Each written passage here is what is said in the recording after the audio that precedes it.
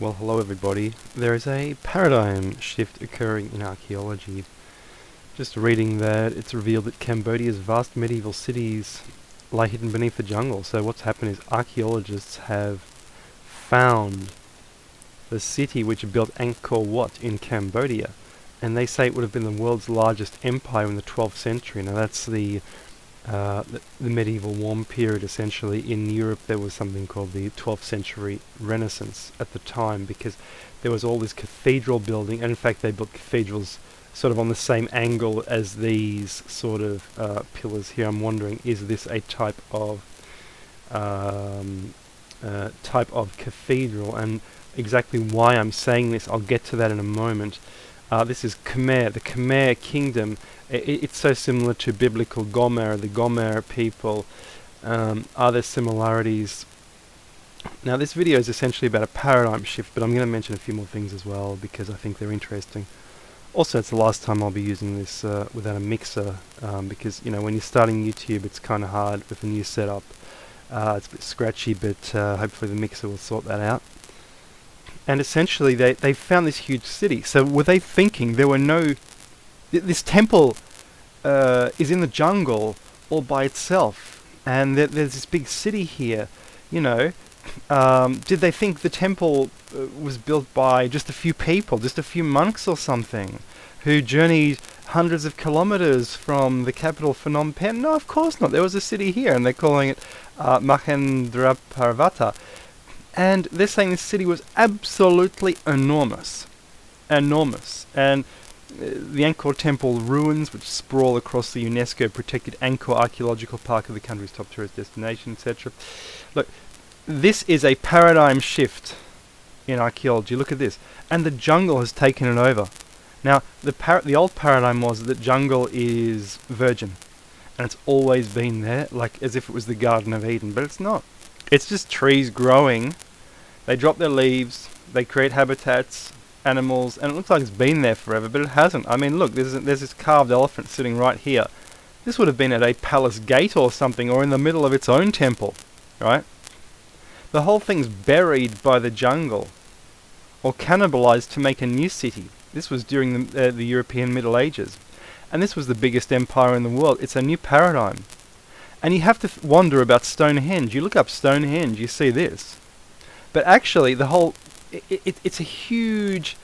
If you look up a map of the Stonehenge area, it's just a huge area. I'll just show you. It's absolutely enormous. Stonehenge is in the middle of a massive sacred complex. Dorrington Walls, they've just found out, is Mesolithic, sorry. It's from 9000 BC. Stonehenge had totem poles on site in 8000 BC.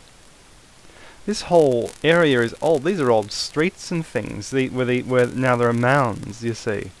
And later generations turned the ruined houses into mounds to venerate the ancestors, because later on this would have been a city of ruins. Stonehenge was only one ruin among many ruins.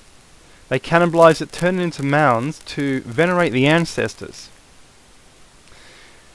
So, I mean, there was a city here, next to Stonehenge. That's the paradigm we have to get across. And they were the builders.